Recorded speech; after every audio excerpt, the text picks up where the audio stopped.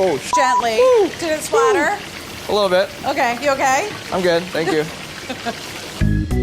Hey guys, it's Carla. I'm here in the Bon Appétit Test Kitchen today with rapper Rich Brian.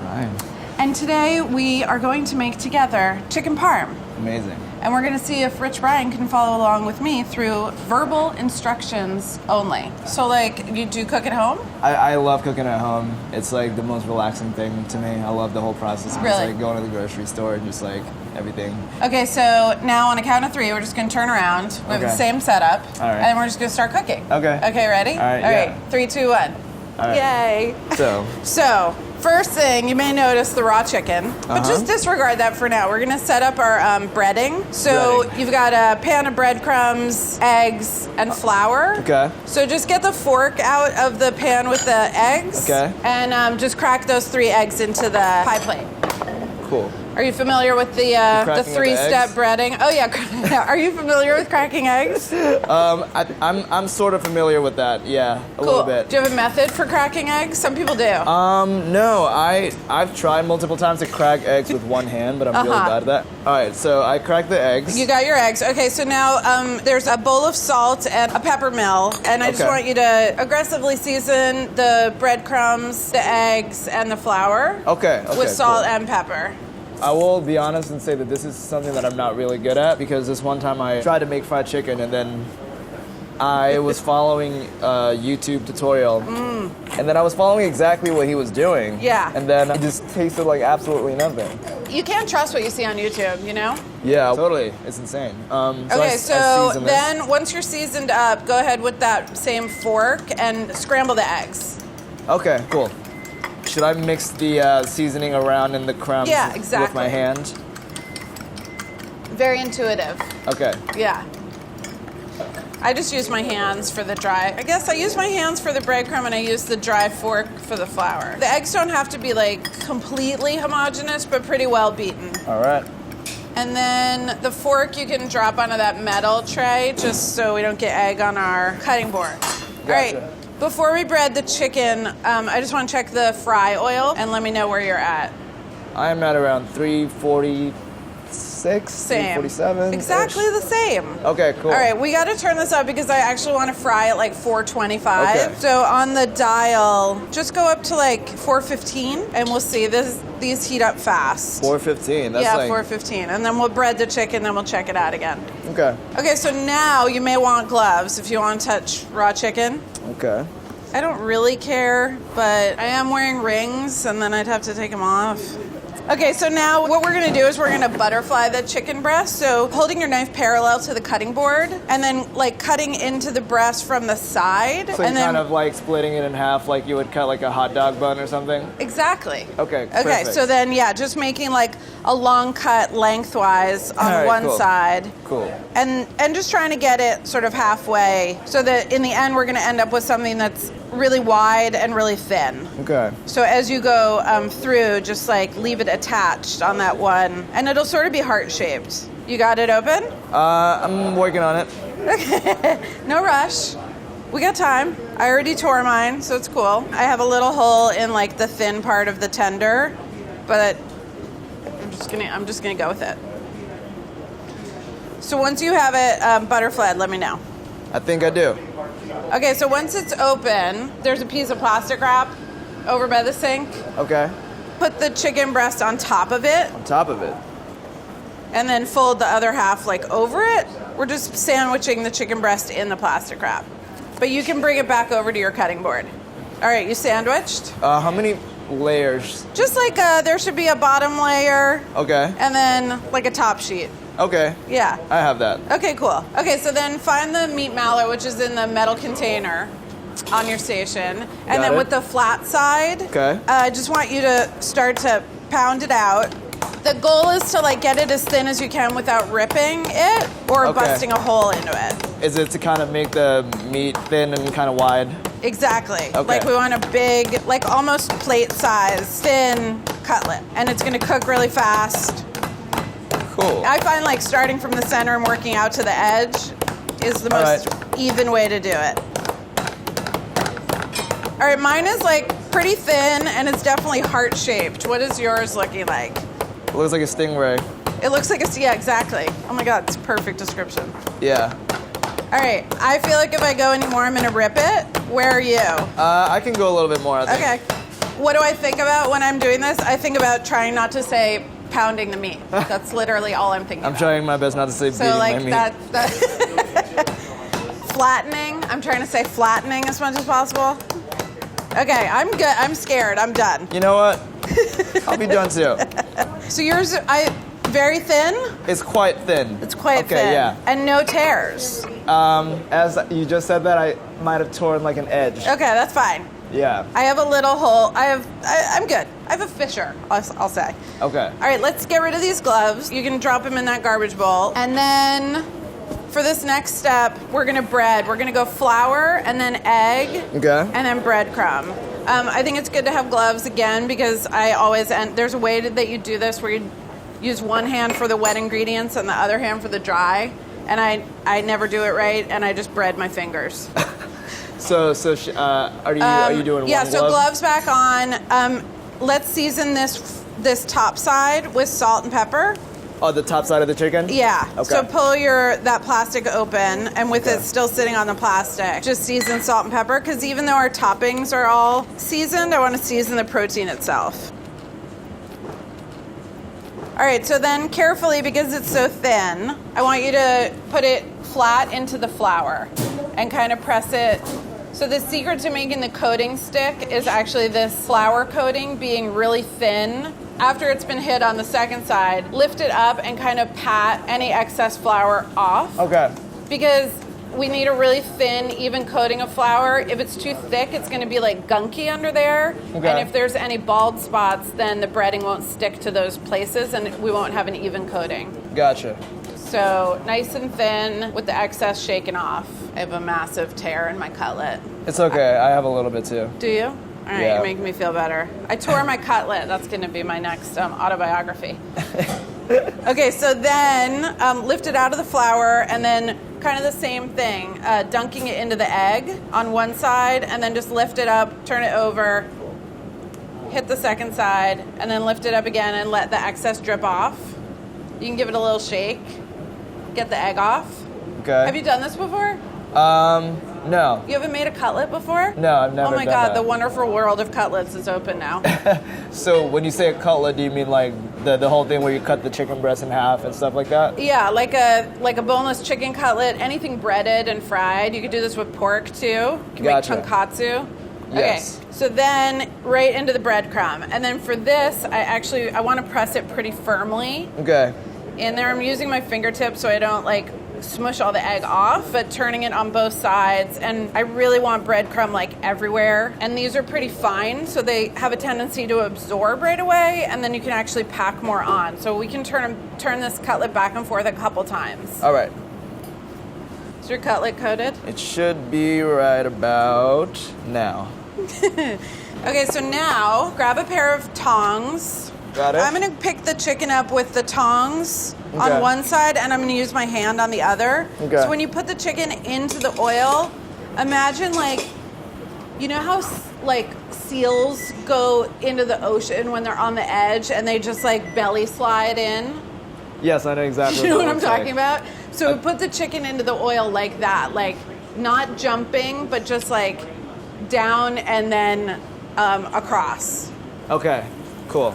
Are you doing that right now? I'm doing that right now. So are you putting it in with the tongue and the hand? I use my hand just because I'm going to rip it if I only hold it on one side. Okay. But don't obviously put your hand in the oil.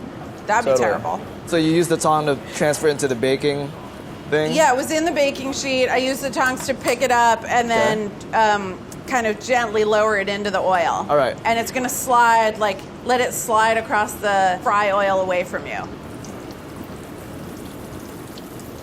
And it should be boiling and browning pretty fast. Cool. And then you can take the breadcrumb and just put them off to the side. Okay. Ooh, it's browning. Yeah, I see it. Right? Mm-hmm. Okay, I was 30 seconds ahead of you, Brian, I think, and I'm very brown. Okay. So I'm just using my tongs again to turn the cutlet over. Kind of flip it? If yours, is it really dark golden brown? It's, yeah. Darker than a brown paper bag? Yeah. Okay, you can flip it, turn it over. Oh. Gently. Woo. Did it splatter? A little bit. Okay, you okay? I'm good, thank you. It's always crazy how that never, I'm not, knock on wood, but I can't believe that never hits my eye. Oh, It's always close. It's kind of amazing because I have actually had it hit me like all places, but Okay. it's amazing that your eye closes at the perfect moment. But Yeah. I've gotten burned on my eyelids. It's insane, I love it, okay. So I flipped my chicken, by the way. And yours was very thin, right? Uh-huh. So I want you to go for I have to take mine out. I was ahead. And I'm gonna use this spatula also. There's a spatula in that equipment kit. Okay. And just take this out. All right. But you might be a little bit behind me. I'm looking for a very deep, dark golden brown. It's pretty dark golden brown to me. Okay, great. Take it out. With the spatula also? I use the spatula just for support. Yeah, okay. Yeah, and the tongs. And then just put it right onto your cooling rack. Cool. Amazing. And then just hit the power switch on the burner so that the oil's not still going. Done. All right, perfect. So now there's a little pot of tomato sauce. Okay. Drag that over. You want to spoon enough marinara to really go wall to wall, all the way to the edges. Wait, However, so what are we doing? spooning the tomato sauce over the cutlet and kind of using the back of the spoon to push it all the way to the edges. Okay. So I don't want it super thick, but I want it everywhere. Like an even coating all over An it? even coating. And I don't really want to see breading through the tomato sauce. Gotcha. I'm kind of surprised that I feel like I'm doing pretty well, actually. You're surprised? Yeah. Just But you're I'm you cook. Yeah, but I'm not good at deep frying stuff, I know, deep frying's intimidating. I feel like splattering happens to me no matter what. But the thing is with deep frying stuff, it's just I never know when it's cooked. Oh, yeah. Yeah. See, this is so thin that it almost cooks immediately. Yeah. All right, let me know when you're sauced. Give me a sec. It is taking a while to put the sauce on, I'm gonna say. All right, I'm done. All right, so now grab the hunk of parm and grab your grater. And I want you to use the one kind of narrow side. Okay. So not the really big holes and not the one opposite the big holes. Okay, I think I know what you're talking about. Yeah. And then holding the cheese grater right over the parm. Oh my God, my hunk of parm broke immediately. Just how much great cheese would you say? a really even coating. Okay. So it should just be white on top. Okay. A snow-capped cutlet. This is beautiful. Right? I'm using this hole on the grater because the cheese will also melt really fast. Yeah. The big strandy ones kind of get gunky, and this will just be that perfect even coating. The first coating of cheese is kind of being absorbed by it's absorbing the sauce. Right. Should I keep going until keep going until it looks pretty it's just been topped with an even coating of cheese. Okay. I might be good. Yeah? Yeah. Okay, amazing. Yeah. So now, the really fun part, we can get rid of our tongs, just set the tongs aside, and grab the large torch. Ooh, large torch. Large torch. So this is a Searsall. And I've heard of this. You've seen these? I'm obsessed with making steaks, so I've seen a lot of steak videos where people use this. So Have you ever used one? No. Okay, amazing. All right, so the only thing, couple things. One is what's going to come out of the top of the cone is fire, so just beware. Okay. And then the other thing, you don't want the tank to ever go more than parallel to the floor. So you don't want to invert it all the way upside down. Okay, gotcha. Okay, so just try to keep that so that it's more an arc. Okay, cool. So then there's a red button in the front. Okay. Turn that to on. Okay. And then that same button, pointing the torch away from you, just click that button on. Oh, I'm supposed to hold it. And then you have to keep your finger on the button, and if you release your finger, it'll turn off. Okay. But that's fine. And so now we're just going to take the torch and moving it back and forth over the surface. Over the cheese. Over the cheese. Cooking the cheese until it melts and turns golden brown. So at the beginning, it seems like maybe nothing's happening. Yeah. But the torch is heating up and the cheese is heating up. So if you just sort of move it slowly around. Oh, it's happening. Is it happening? Yeah. What does it look like? The cheese is melting. Is it bubbling? Not yet. Okay. So it's gonna go like melting and then bubbling and then browning. Okay. And then also, this is when we find out how strong we are. Because you gotta carry the propane tank? We have to literally carry the torch. Ooh, browning, bubbling. Oh no. What's happening? I just scraped. I accidentally scraped a part of it with my searzall. That's okay. You can turn your torch off if you want to do a quick repair. Okay. Just grab a spoon and do a little smush it back over. I was thinking of adding more cheese on it. You can do that. Do that. Okay. Genius. All right. Great instincts. Really.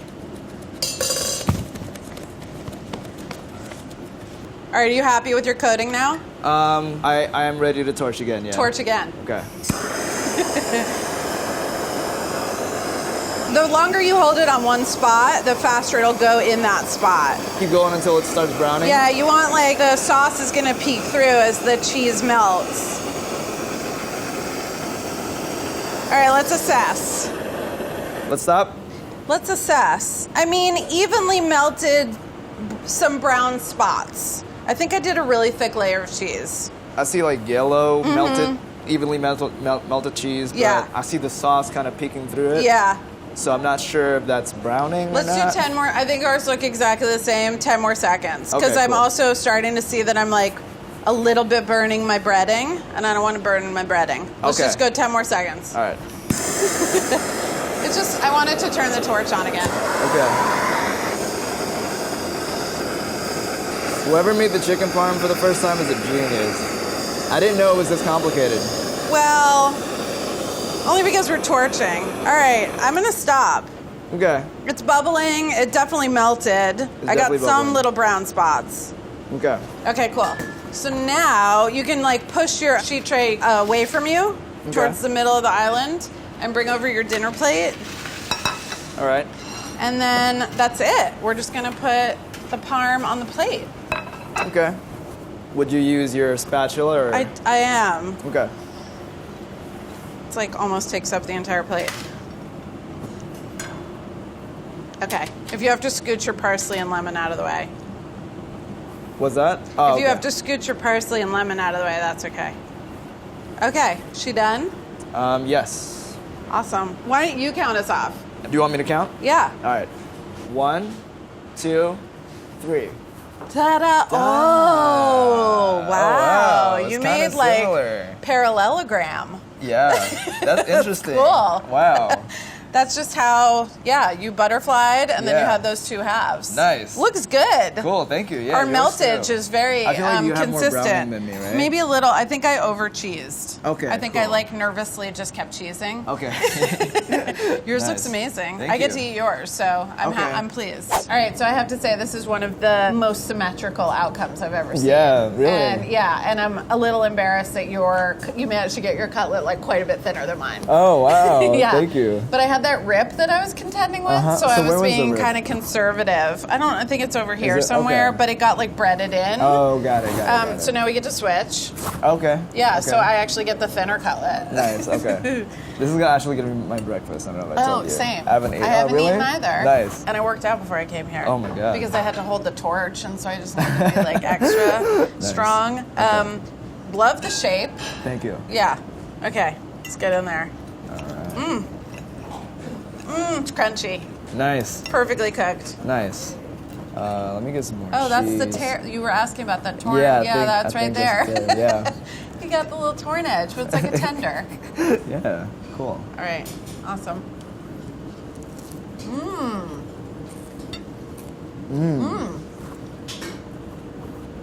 Nicely done. Thank you. Great coating. Wow. Love it. It's like not too seasoned or anything? No. If anything, it'd be a little more. Okay. It was kind of amazing how much that breading. Yeah.